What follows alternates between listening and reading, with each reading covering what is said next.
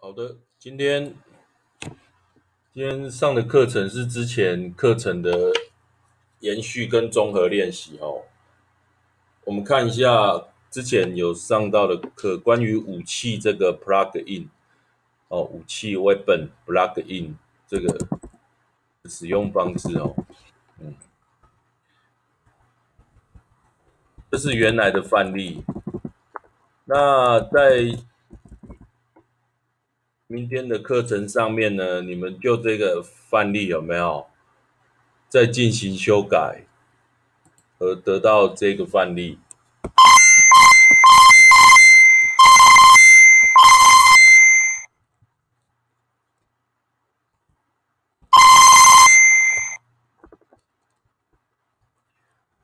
其实这个范例还有一些，就是说它的操控性上面呢、它是用左键右键来旋转，然后上下键来那个，我是觉得说它在按键的使用上面，它有一些参数我们可以调整的，这作为另外一个练习。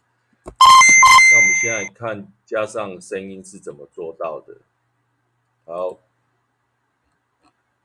那其实这个，因为它就是说就是呃所以说我们看到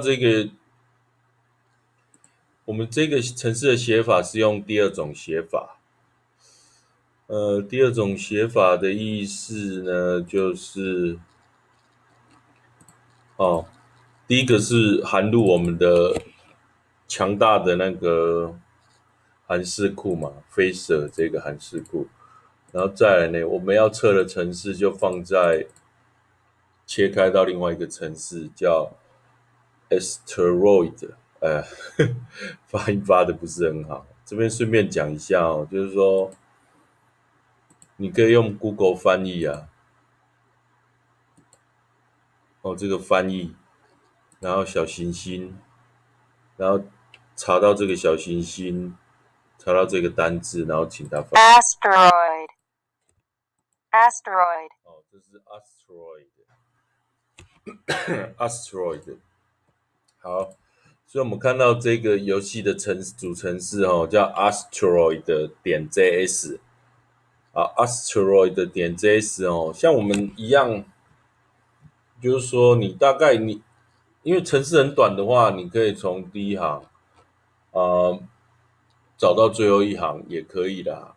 如果你是知道它的原理的话，你可能会去找关键字啊。关键字它就是 fire 它这个 fire 这个动作，fire 就是发射子弹的 fire，激发子弹的意思，fire fire fire fire，好，所以我们大概可以知道，就是说，当呃空白键按下去的时候，有没有？它就会触动这个 weapon 去 fire 子弹。所以说我们可以在这边插入我们的，它 fire 我们就 play 我们的音效，有没有？就 play 我们的音效。那 play 音效呢？先这样，我们就是可以从逆向回来，先 play 音效，然后再来就是说，play 音效之前我们要干嘛？做前置作业嘛。前置作业就是什么？加入我们的声音的音效档在这里。再来呢，音效档我们截取我们要的那一段，像拼有没有？拼来作为那个我们要播放的音效，我们就在第10秒、1秒钟作为我们要播放的音效，然后再来呢，这样就做完了这个练习。所以说呢，明天的作业很简单，就是在 Weapon 目录下面